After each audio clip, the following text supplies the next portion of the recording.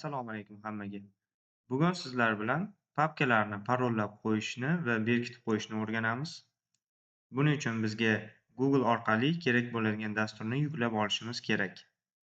Demak, biz Google Chrome'ga kiramiz va bu yerga Soft deb nomlangan saytning nomini yozamiz va Enter tugmasini bosamiz. Bizga kerakli sayt bu ko'rib turganingizdek oqsoft.net sayti. Shu saytga kirib olamiz.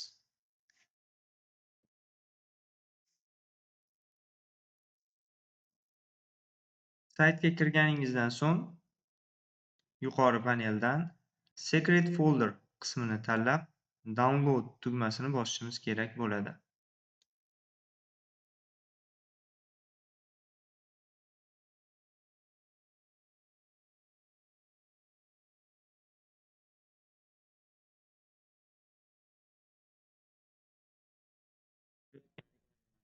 Yopib qo'yamiz. Endi saytga kirganimizdan so'ng bizga kerakli fayl Download tugmasi mana pastroqda turibdi. Shu tugmani bosamiz.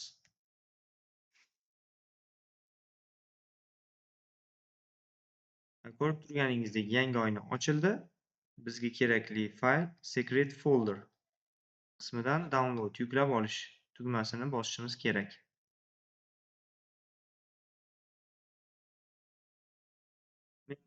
Загрузки bo'limiga saqlanib qilib olaman.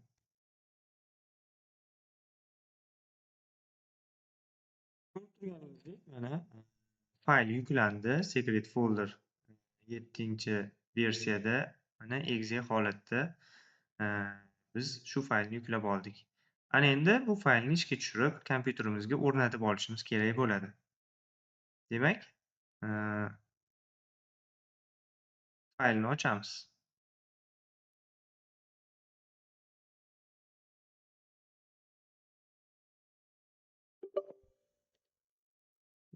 O'rnatish uchun ruxsat so'ramoqda. Da tugmasini bosamiz.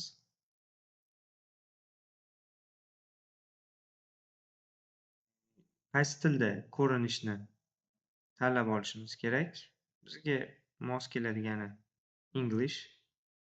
Tilni o'zgartirib oldim va chap tomondagi tugmani bosamiz. Bu yerda rozilik so'ralmoqda. Roziman belgisini bosib qo'yamiz va Next tugmasini bosamiz.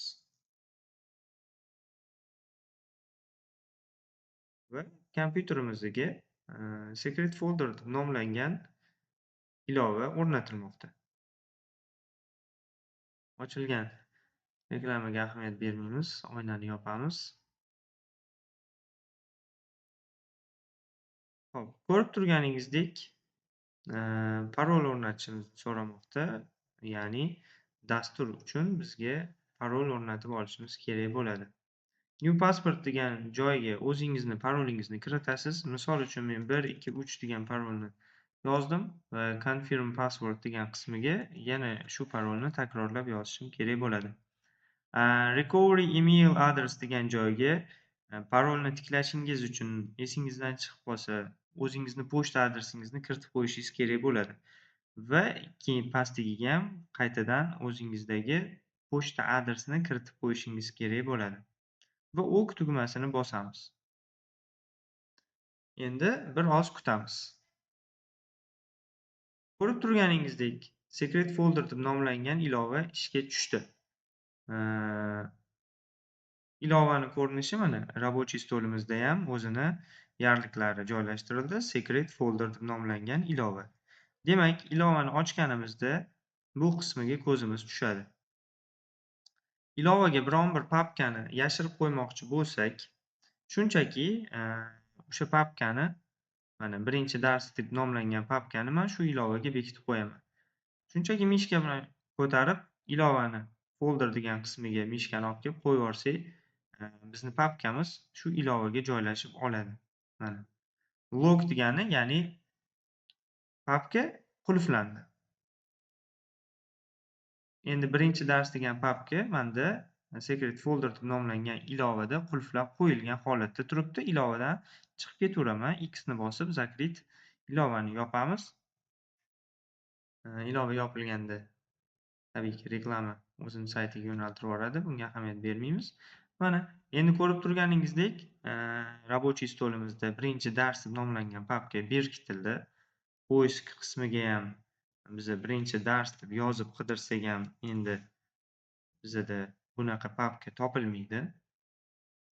Bu papkani ko'rmoqchi bo'lsak, demak, bu secret folder ilovasini ochishimiz kerak va bizadan tabiiyki parol so'raydi. Mana 1 2 3 deb parolni kiritaman, OK tugmasini bosaman.